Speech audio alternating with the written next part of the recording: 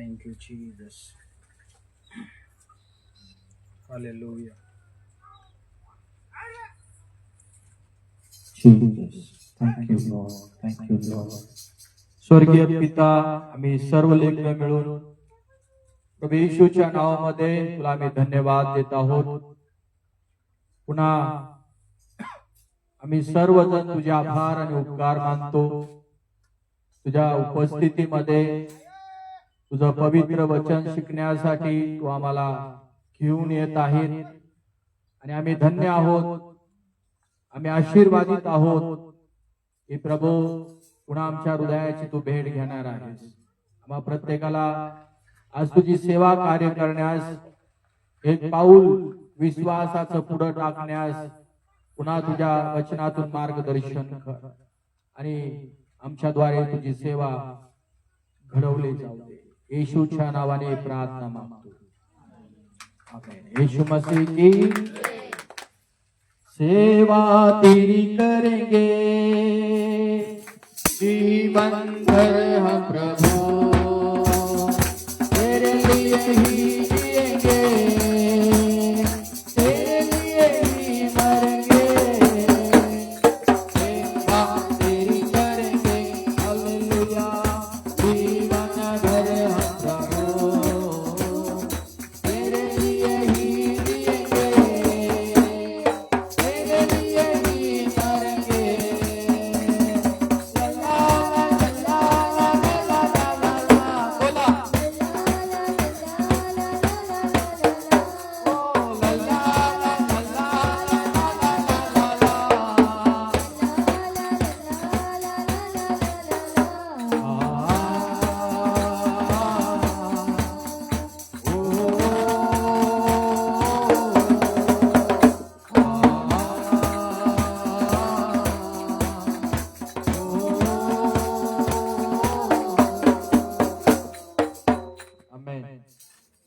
पुन्हा एकदा आपल्या विषयाकडे आपण जाऊया. आपण शिकत आहोत देवाच्या वचनातून की पुरुष आणि स्त्री या दोन्ही पण परमेश्वराची सेवा कार्यामध्ये येऊ शकतात.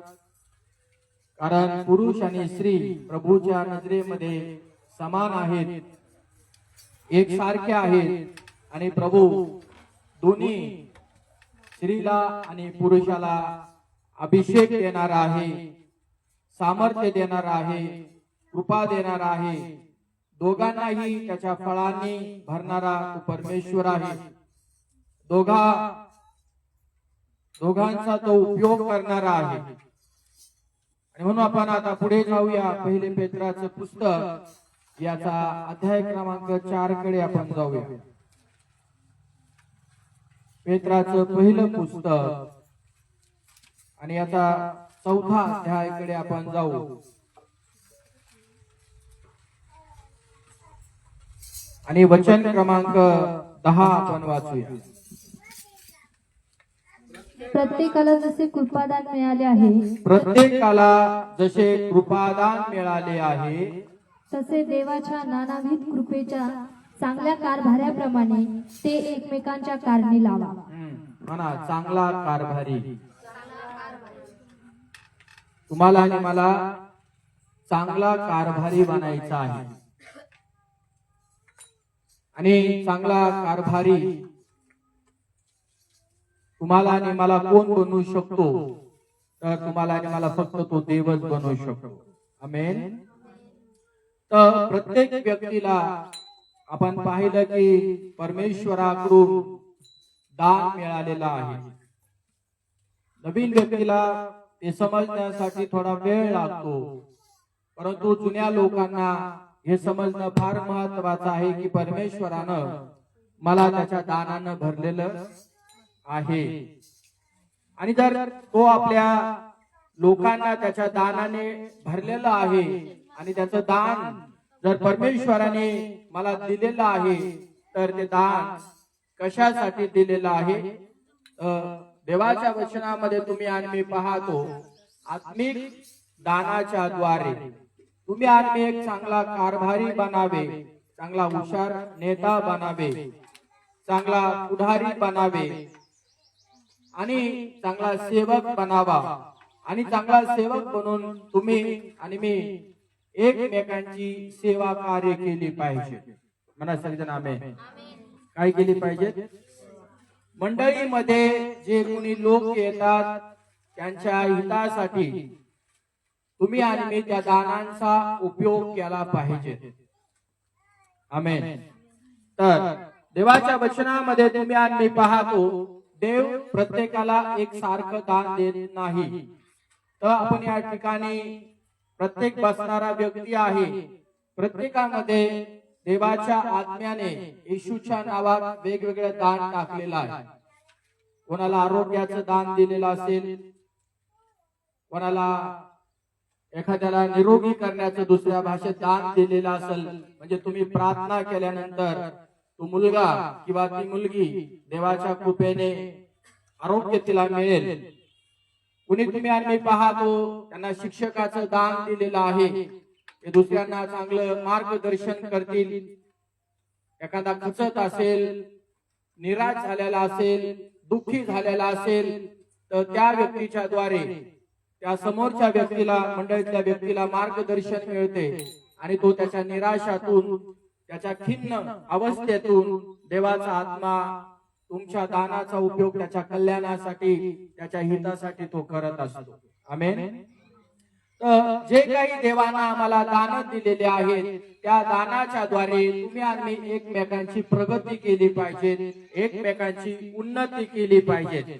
यासाठी की परमेश्वराच्या गौरवासाठी हे लोक पुढं आले पाहिजेत आणि ते देखील देवाच्या सेवा कार्य करण्यासाठी पुढे येऊन त्यांनी देखील अनेक लोकांना तयार केलं पाहिजे, अनेक लोकांना त्यांनी उभं केलं पाहिजे, अनेक लोकांना त्यांनी सहाय्य केलं पाहिजे, मदत केली पाहिजे. आमेन.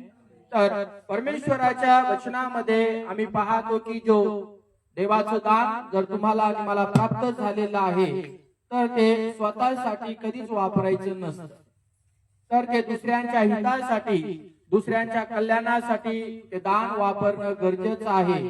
कारण परमेश्वराने ते दुसऱ्यांच्या कल्याणासाठी तुम्हाला आणि मला दिलेलं आहे. मग आपला शेजारी कोण आहे, त्याला कशाची गरज आहे, त्याला कशाची आवश्यकता आहे, तुम्ही आणि त्याच्या जवळ थोड्या वेळ जाऊन बसणं गरजेचं आहे. कारण आपल्याला माहित आहे की आपण देवाचे लोक आहोत आणि देवाचे लोक खचतात, निराश होतात, दुःखी होतात, संकट त्यांच्या जीवनावरती येतात, अनेक प्रश्न त्यांच्या जीवनामध्ये, घरामध्ये, कुटुंबामध्ये येत असतात. आणि मग आपलं कर्तव्य काय आहे की परमेश्वराच्या आत्म्यातून तुम्ही आणि प्रार्थना करून त्या भावाच्या घरी किंवा त्या बहिणीच्या घरी किंवा मंडळीच्या लोकांच्या घरामध्ये तुम्हाला आणि मला जाणं गरजेचं आहे. तुम्ही आणि मी जरी गेलो आणि त्या व्यक्तीला काही देवाच्या वचनातून आपण जर मार्गदर्शन केलं, तर तो खचलेला व्यक्ती, निराश व्यक्ती, दुःखी झालेला व्यक्तीला परमेश्वर तुमच्या आणि माझ्यामध्ये जे काही दान देवाने टाकलेलं आहे, त्या समोरच्या व्यक्तीला तो त्या ठिकाणी स्पर्श करतो. आमेन. आणि तो व्यक्ती त्या त्रासातून, संकटातून, प्रॉब्लेम मधून, निराशामधून 100% बाहेर निघतो. तर आपण गेल्याने काय होतं, दुसरा खचलेला व्यक्ती, निराश झालेला व्यक्ती येशूच्या नावात बाहेर निघतो आणि देव तुमचा, माझा त्या घरामध्ये, त्या कुटुंबामध्ये उपयोग करत असतो. येशू मसीह की. म्हणून देवानं तुम्हाला आणि मला दान म्हणजे काय आहे की परमेश्वराने मला एक सामर्थ्य दिलं आहे, परमेश्वराने मला एक ताकद दिलेली आहे, परमेश्वराने मला एक शक्ती दिलेली आहे आणि त्या शक्तीचा उपयोग तुम्ही आणि दुसऱ्यांच्या हितासाठी, दुसऱ्यांच्या कल्याणासाठी केला पाहिजे. आमेन. जर आम्ही दुसऱ्यांच्या हितासाठी देवाने आम्हाला जी काही ताकद दिलेली आहे त्याचा जर आम्ही वापर करत नसेल, तर आमच्यामध्ये ते दान घेऊन काय फायदा, किंवा देवाने ते दान देऊन आम्हाला काय फायदा झाला. आमेन. तर दुसऱ्यांच्या हितासाठी, दुसऱ्यांच्या कल्याणासाठी तुम्ही आणि मी ह्या दानाचा वापर केला पाहिजे. तिसऱ्या भाषेत असं आहे, तुम्ही आणि मी एकमेकांची सेवा कार्य करा. जे काही देवाने तुमच्यामध्ये टाकलेलं आहे, दान, शक्ती दिलेली आहे, किंवा नॉलेज दिलेलं आहे तुम्हाला आणि मला, तर तुम्ही आणि मी दुसऱ्यांना जेवढी तुम्हाला मंडळीतल्या लोकांना मदत करता येईल, कशाच्याही बाबतीत असू द्या, आत्मिक जीवनात असू द्या, जगिक जीवनात असू द्या, किंवा त्यांच्या शरीरासाठी देखील एकमेकांना मदत करण्याची गरज असते, त्यामधून देखील असू द्या, आपण एकमेकांना मदत करण्यासाठी देवाने तुम्हाला आणि मला ही शक्ती दिलेली आहे. पण त्याच्यामध्ये तुम्ही आणि मी कानाकडे केलं नाही पाहिजे की मला देवाने शक्ती दिलेली आहे, मी त्या बहिणीला मदत करणार नाही. पण त्या बहिणीला, त्या भावाला तुमच्या मदतीची गरज आहे. आमेन. आणि जगभरामध्ये ज्या काही सेवा कार्य तुम्ही आणि मी पाहतो, त्याच्या पाठीमागे एकच कारण आहे, एकच रिझन आहे की कुठलाही सेवक एखाद्या मंडळीमध्ये जाणं आणि त्या लोकांना तो देवाचं वचनच शिकवतो. परंतु परमेश्वराचा आत्मा, तो देवाचा सेवक किंवा देवाची सेविका त्या मंडळीमध्ये त्यांना आमंत्रण दिल्यानंतर त्या लोकांच्या हितासाठी तो त्या ठिकाणी देवाला दिलेल्या शक्तीचा वापर करतो आणि त्या सेवकाच्या द्वारे, सेविकेच्या द्वारे ते मंडळीचे लोक आशीर्वादित होतात. म्हणून जगभरामधून काय करतात, देवाचे सेवक या मंडळीतून त्या मंडळीत त्यांना बोलावण्यात येतं, त्या मंडळीतून दुसऱ्या मंडळीत त्यांना बोलावण्यात येतं. हे एकमेकांच्या मंडळीमध्ये जातात आणि देवाच्या वचनाची त्यांना शिक्षण देऊन घोषणा करतात आणि त्या मंडळीतले लोक प्रभूच्या राज्यामध्ये अजून वाढतात. आमेन. तर हे काय आहे की देवाने त्यांना दिलेलं दान आहे, शक्ती दिलेली आहे, सामर्थ्य दिलेलं आहे. जे काही देवाने त्यांना दिलेलं आहे ते दुसऱ्यांच्या हितासाठी ते धावत असतात, पळत असतात, मदत करण्यासाठी. सेवा कार्यामध्ये ते लोक वाढावे, आराधनेत ते लोक वाढावे, प्रार्थनेत ते लोक वाढावे, देवाच्या सुवार्ता सांगण्यात ते लोक वाढावे, देवाच्या शिक्षणात ते लोक वाढावे. म्हणून परमेश्वराचा सेवक किंवा सेविका तळमळ करत असते. आमेन. तर हे दुसऱ्यांच्या हितासाठी ज्यावेळेस तुम्ही आम्ही वापरतो, परमेश्वर त्याची शक्ती तुम्हाला आणि मला अजून देत असतो. आमेन. आणि जे लोक देवाच्या दानाचा दुसऱ्यांच्या हितासाठी, कल्याणासाठी वापर करणार नाही, परमेश्वर त्यांना न्यायाच्या दिवशी शासन केल्याशिवाय राहणार नाही. हालेलुया. म्हणून देवाच्या वचनामध्ये लिहिलंय, पेत्र या ठिकाणी म्हणतो, आत्मिक दानाचा तुम्ही एकमेकांच्या कल्याणासाठी वापर करा. म्हणा, मला आत्मिक दान मिळालं आहे. आता खूप लोक तुम्ही आम्ही देवाच्या सेवकांच्या पुढे जाताना दिसतात आणि नेहमी देवाच्या सेवकाला म्हणतात की माझ्या डोक्यावरती हात ठेवा आणि माझ्यासाठी प्रार्थना करा की देवाने मला दानाने भरलं पाहिजे. आणि कितीतरी वर्ष झाले ते प्रार्थनेला जात आहेत, पण तरी देखील ते देवाच्या सेवकाच्या पुढे जातात आणि देवाच्या सेवकाला म्हणतात माझ्यासाठी प्रार्थना करा, देवाने मला त्याच्या दानाने, कृपादानाने भरलं पाहिजे. म्हणजे अजून देखील तो व्यक्ती अनपढ आहे, त्याच्या मनामध्ये हा शंका आहे, डाऊट आहे की परमेश्वराने मला अजून पण त्याच्या सामर्थ्याने भरलं नाही, त्याच्या दानानं भरलेलं नाही. म्हणून तो व्यक्ती पुढे येतो, पण त्या व्यक्तीला समजणं गरजेचं आहे की मी किती वर्ष झाले, मी किती दिवस झाले आज परमेश्वराच्या उपस्थितीमध्ये जीवन जगत आहे, जीवन जगत आहे, मी त्याच्या इच्छेप्रमाणे करत आहे. म्हणून खूपशा लोकांना मंडळीचं हे समजत नाही. म्हणून आम्हाला हे समजलं आहे की परमेश्वराची शक्ती आणि परमेश्वराचं दान त्याने माझ्यामध्ये टाकलेलं आहे. तर ह्या दानाचा मला उपयोग करणं फार महत्वाचं आणि फार गरजेचं आहे. येशू मसीह की म्हणून एकमेकांची सेवा तुम्हाला जेवढी करता येईल तेवढी आत्मिक जीवनामध्ये तुम्ही सेवा कार्य करण्याचा प्रयत्न केला पाहिजे. आमेन. यासाठी की लोक अजून परमेश्वराच्या सेवेत वाढतील, त्याच्या राज्यामध्ये लोक येतील. आणि असे पण काही लोक आहेत की जे जगामध्ये जीवन जगत आहेत. परमेश्वर तुम्हाला ज्यावेळेस दान देत असतो, तुम्ही दुसऱ्यांच्या कल्याणासाठी देखील, जे लोक देवाच्या राज्यात अजून आले नाही त्यांच्यासाठी देखील आपण प्रार्थना केली पाहिजे. देव तुमच्या आणि माझ्या प्रार्थनेच्या द्वारे त्या बहिणीला, त्या भावांना स्पर्श करतो. त्या लोकांना देखील येशूच्या नावाने आरोग्य मिळतं आणि ते देखील परमेश्वराची सेवा कार्य करण्यास त्याच्या मंडळीमध्ये हजर असतात, त्याच्या मंडळीमध्ये येण्यास ते सुरुवात करत असतात. आमेन. आपल्यासाठी देखील बघा कोणीतरी प्रार्थना केलेली आहे. आमेन. आम्हाला पापांची क्षमा मिळाली, देवाने आम्हाला आरोग्य दिलेलं आहे आणि देवाने कोणाचा तरी तुमच्यासाठी माझ्यासाठी उपयोग करून घेतलेला आहे. एक कल्पना करा, जर तो व्यक्ती XYZ व्यक्ती जर त्यांनी मला सुवार्ता सांगितली नसती आणि माझ्यासाठी जर त्यांनी प्रार्थना केली नसती तर मी आज देवाची सेवा कार्य करत नसतो.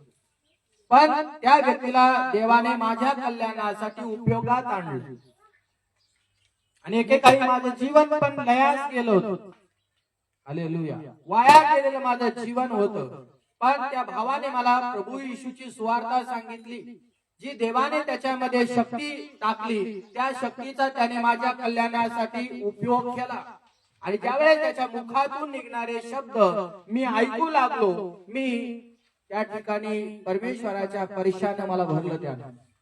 आणि एक स्पर्श देवाच्या आत्म्याने मला त्या भावाच्या द्वारे स्पर्श करून प्रभूची सेवा कार्य करण्यासाठी मंडळीमध्ये आज उभं केलेलं आहे. आमेन.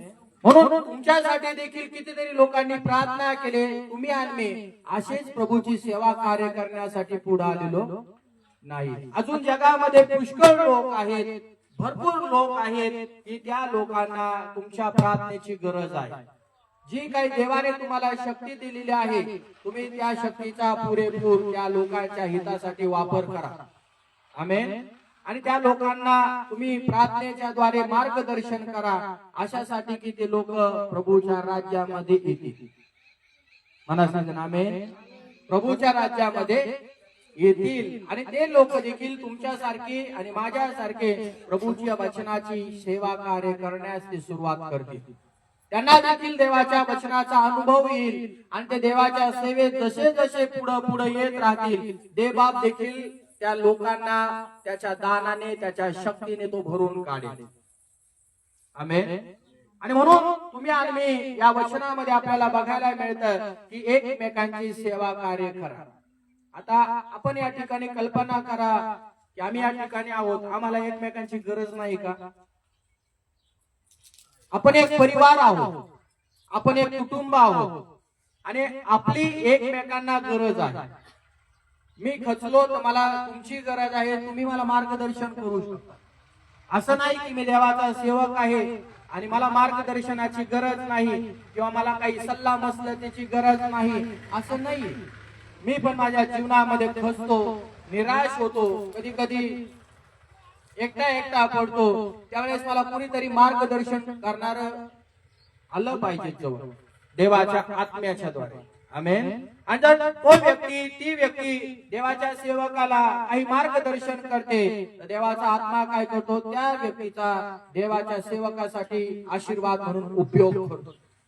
आणि देव त्या खचलेल्या सेवकाला, निराश झालेल्या सेवकाला, उदास झालेल्या सेवकाला काय करतो? त्या बहिणीच्या द्वारे किंवा त्या भावाच्या द्वारे, तो बोललेल्या शब्दाच्या द्वारे जीवन जगण्यास तो पुढे येतो आणि त्याच्या जीवनातले सारे बंधन येशूच्या नावात तुटून जातात. म्हणून देवाच्या सेवकाला देखील मार्गदर्शनाची गरज असते, सल्ल्याची गरज असते. मंडळातल्या लोकांना देखील मार्गदर्शनाची गरज असते. कधी जगातले लोक आम्हाला चांगला सल्ला देत नसतात. प्रयत्न ते करतील परंतु चांगला सल्ला देणारे देवाचे लोक असतात. आमेन. आणि देवाचे लोक नेहमी एकमेकांसाठी ते तयार असले पाहिजे. आज मी खचलो तर उद्या तुम्ही खचणार आहे आणि आपण एक परिवार या नात्यानं एकमेकांची काळजी घेणं फार महत्वाचं आणि फार गरजेचं आहे. आणि म्हणून वेळ मिळाला ना, एकमेकांच्या घरी जा, एकमेकांच्या कुटुंबात जा आणि एकमेकांना तुम्ही आपलं ओझं द्या. एकमेकांना सांगा की ती बहीण तुमच्यासाठी प्रार्थना करेल, तो भाऊ तुमच्यासाठी प्रार्थना करेल, तो वडील तुमच्यासाठी प्रार्थना करेल, ती मुलगी तुमच्यासाठी प्रार्थना करेल. असं जर एकमेकांचं ओझं आपण एकमेकांना सांगत राहिलं तर परिणाम काय होणार आहे? तुमच्या आणि माझ्या जीवनातल्या निराशा निघून जाणार आहे. काय होतं? मनुष्य आज प्रेयर करत असताना एक बहीण देवानं मला दाखवली आणि ती फार रडत होती, अश्रू ढाळत होती. आणि समोरची व्यक्ती XYZ व्यक्ती आहे, ती व्यक्ती त्या मुलीला फार बोलली आणि त्याच्यामुळे ती आतून एकदम तुटली, एकदम निराश झाली आणि तिच्या मनात असं बोलणं आलं की माझी मदत करण्यासाठी कुणीच नाही, मला समजून घेण्यासाठी कुणीच तयार नाही. आणि मी रडत बसले, ती पोरगी रडत बसली आणि ती म्हणते मी किती समोरच्या व्यक्तीला समजून घेण्याचा प्रयत्न केला परंतु मलाच कोणी समजून घेत नाही. मग ज्यावेळेस ही मुलगी रडत होती त्यावेळेस परमेश्वराचा आत्मा मला त्या ठिकाणी घेऊन जातो आणि परमेश्वराचा आत्मा तिला असं सांगतो की तू रडू नकोस. आणि मी देवाच्या वचनातून तिला काही मार्गदर्शन केलं आणि मार्गदर्शन केल्यानंतर तिच्या आत्म्यामध्ये ती शांती आली आणि तिच्या मनामध्ये जे काही वेगवेगळे विचार होते ते सर्व निघून गेले. तर कधी कधी काय होतं, परिवारामधून खचणं माणसाला येतं. घरातले लोक खचवतात, परिवारातले लोक खचवतात, शेजारचे लोक खचवतात आम्हाला, आजूबाजूचे लोक खचवतात आम्हाला, निराश करतात. मग या खचलेल्या परिस्थितीमध्ये, निराश परिस्थितीमध्ये आम्ही काय केलं पाहिजे? तर आम्हाला एकमेकांची गरज आहे. देवाचे जे लोक आहेत त्या लोकांमध्ये तुम्ही जा. आमेन. त्या कुटुंबामध्ये तुम्ही जा. आम्ही एका कुटुंबामध्ये गेलो होतो आणि त्या कुटुंबामध्ये सांगण्यासाठी पुष्कळ गोष्टी आहेत. चर्चला जात होते, प्रार्थनेला जात होते आणि अचानक त्यांच्या घरामधलं वातावरण सगळं चेंज झालं आणि ते प्रार्थनेला जायचे बंद झाले आणि प्रार्थना करणं बंद झालं. देवाचं वचन देखील वाचणं त्यांनी बंद करून टाकलं, सहभागिता देखील बंद करून टाकले आणि मग त्यांच्या घरामध्ये एकदम वातावरण वेगळंच होऊन गेलं. ज्यावेळेस आम्ही देवाच्या कृपेने काल त्यांच्या परिवारामध्ये होतो, देवाचा आत्मा ज्या गोष्टी मला प्रकट करत होता त्यांच्या परिवारामध्ये मी त्या गोष्टी 2-2.5 वर्षांनी गेल्यानंतर मी त्यांना त्या शिकवल्या आणि त्यांच्या प्रश्नाचे सर्व उत्तर देवाच्या आत्म्याने त्यांना दिले आणि देवाच्या आत्म्याने त्यांना दिल्यानंतर त्यांच्या मनातलं जे दडपण होतं, जे भीती होते, अनेक प्रश्न होते, अनेक शंका होत्या, त्या सर्व काही निघून गेल्या आणि निघून गेल्यानंतर ते सगळे लोक आनंदी झाले. तरी पण निघताना मी त्यांच्यासाठी प्रार्थना केली नाही का? कारण त्यांनी आपल्या मनातून इच्छा बाळगायला पाहिजे की पाळक साहेब तुम्ही प्रार्थना करा आमच्यासाठी. ऑलरेडी देवाचं वचन जे मी त्यांना एकदाच सांगितलं, त्यांच्या प्रश्नावर त्या सर्व देवाच्या उत्तराने त्यांना सगळे उत्तर दिले. पण तरी देखील त्यांचं एक कर्तव्य होतं की आमच्या परिवारासाठी, आमच्या कुटुंबासाठी तुम्ही प्रार्थना करा. आणि मी त्यांना शेवट एकच सांगितलं की बहिणींनो आणि भावांनो, आपल्याला परमेश्वराशिवाय पर्याय नाही जीवन जगण्यासाठी. जर देवाला सोडून आपण जर जीवन जगत आहोत तर काहीच उपयोग नाही. आणि शेवटी मी विश्वास ठेवतो, निघत असताना ते परिवार मला म्हटलं की तुम्ही पुन्हा आमच्या घरी प्रार्थनेला या, पुन्हा तुमचं स्वागत आहे. म्हणजे मी जाऊन त्या ठिकाणी काय केलेलं आहे, जी परमेश्वराने मला शक्ती दिलेली आहे, परमेश्वराने जे मला ते सामर्थ्य दिलेलं आहे, मला जे नॉलेज त्याने दिलेलं आहे, मी त्या घरामध्ये जाऊन त्या लोकांचे संकट, प्रॉब्लेम, समस्या जे काही होतं त्यात त्यांना मी मार्गदर्शन करणारा यशस्वी पुढारी ठरलो. आमेन. आणि ते लोक प्रभूच्या राज्यामध्ये पुन्हा येण्यास त्यांनी सुरुवात केली. मी विश्वास ठेवतो ते आजच्या क्लासमध्ये देवाच्या उपस्थितीमध्ये असते. आमेन. तर प्रभू कोणाच्या परिवारामध्ये कोणाचा उपयोग करू शकतो हे तुम्हाला आणि मला सांगता येणार नाही. म्हणून देवाने जे काही आपल्याला कृपादान दिलेलं आहे त्याचा तुम्ही आणि मी आपल्या कल्याणासाठी नाही तर इतरांच्या भल्यासाठी, कल्याणासाठी वापर करणं फार महत्वाचं आणि फार गरजेचं आहे. पुढे जाऊ आपण पहिले कोरिन्थीकर पुस्तक याचा 12वा अध्यायाकडे.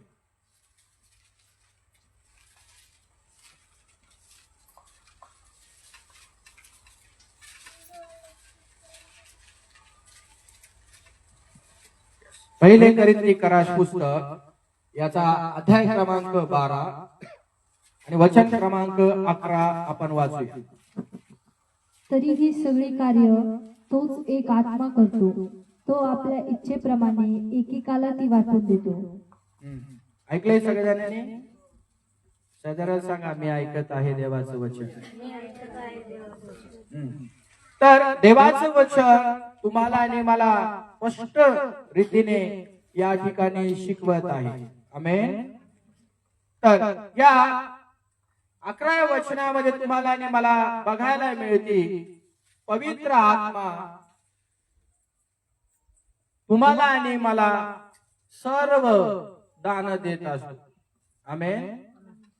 तर एकाला किंवा एक व्यक्तीला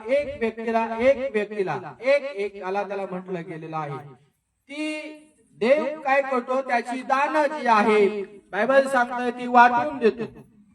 पण काही विश्वासणारे लोक काय करतात, त्याला देवाने वेगळं दान दिलं, देव त्याचा जास्त उपयोग करू लागतात, तर त्या व्यक्तीकडे बघून दुसरा व्यक्ती कुरकुर करू लागतो. माझ्याकडे पहा, काय करू लागतो, कुरकुर करू लागतो.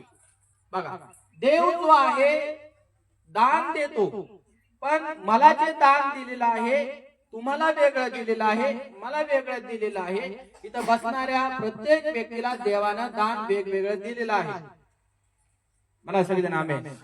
तर देवाच्या इच्छेप्रमाणे देव त्याच्या लोकांना दान देत असतो. ही माझी इच्छा नाही, कारण देवाची इच्छा तुम्हाला आणि मला पूर्ण करायची आहे.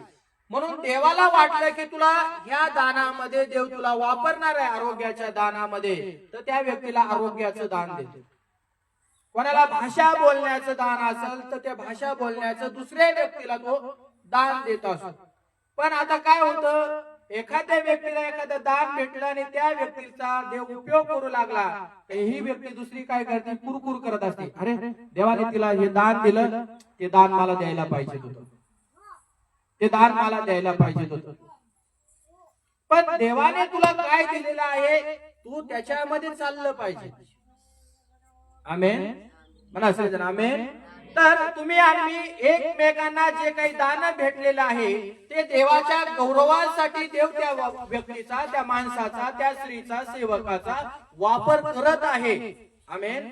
आणि जर देव त्या सेवक सेविकेचा जर वापर जर करत आहे, तर तुम्ही आणि मी रुसलं फुगलं नाही पाहिजे, किंवा त्या भावाविषयी, त्या पास्टरविषयी, त्या स्त्रीविषयी कुरकुर नाही केली पाहिजे.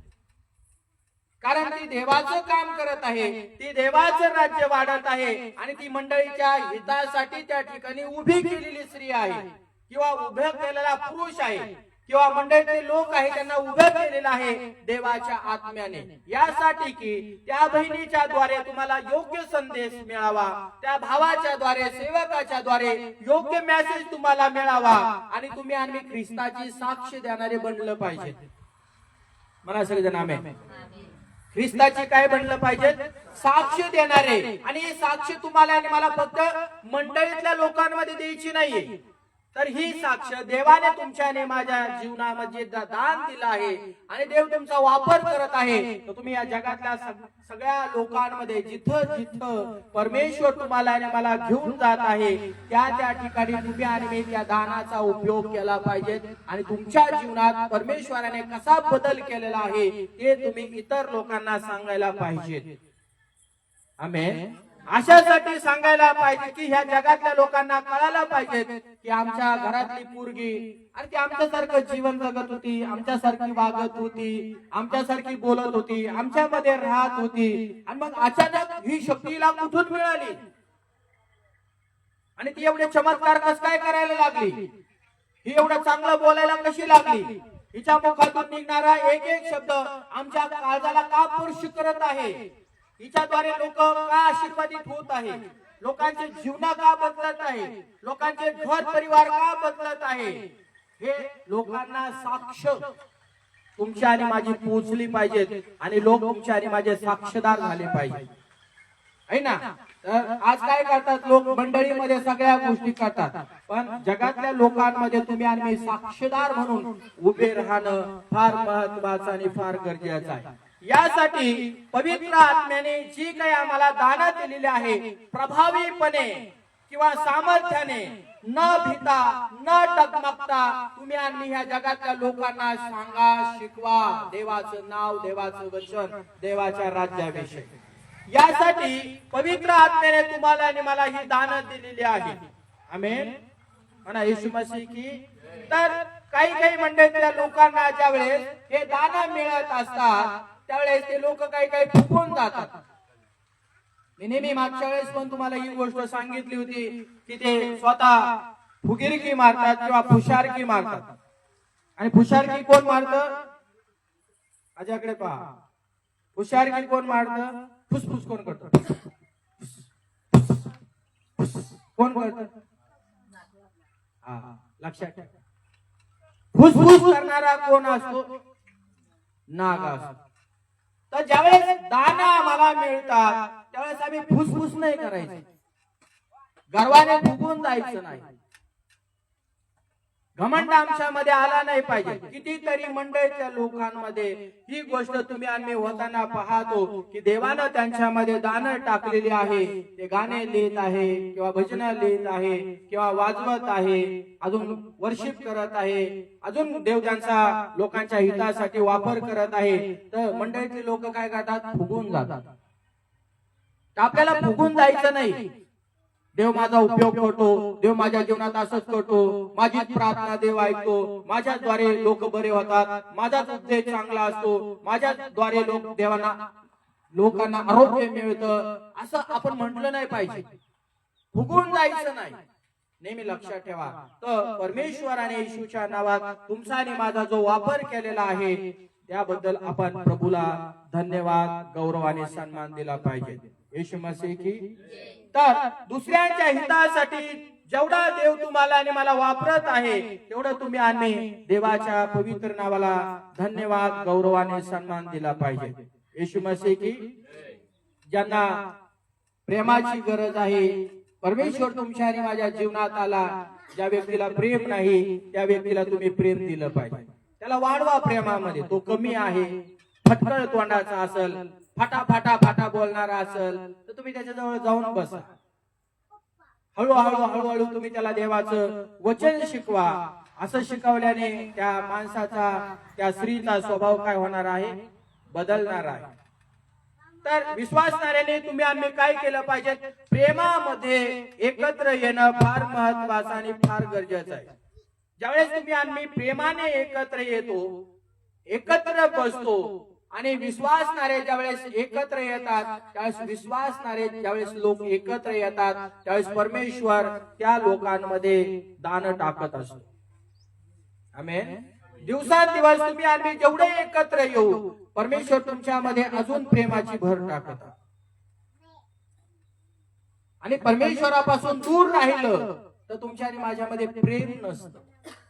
आपण एकमेकांना प्रेम देत नाही, प्रेमाने एकमेकांसंग बोलत नाही, प्रेमाने एकमेकांचा रिस्पेक्ट, आदर, सन्मान आपण करत नाही. पण ज्यावेळेस ख्रिस्त आमच्या जीवनामध्ये आला त्यावेळेस म्हणजे परमेश्वराचं दान आमच्यामध्ये आलं, प्रीती.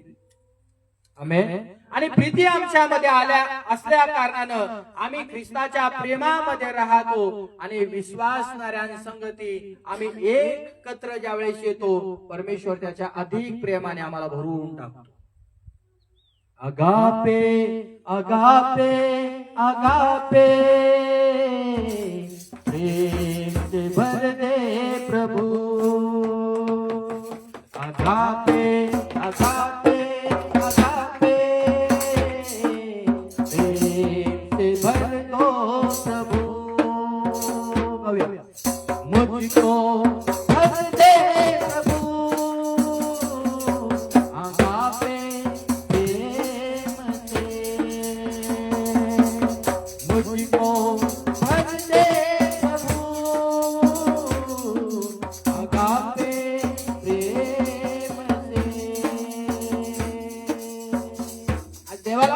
देवा मी तुझ्या प्रेमाने भरण्याची इच्छा बाळगतो, कारण जगात मला ते प्रेम शिकायला मिळत नाही.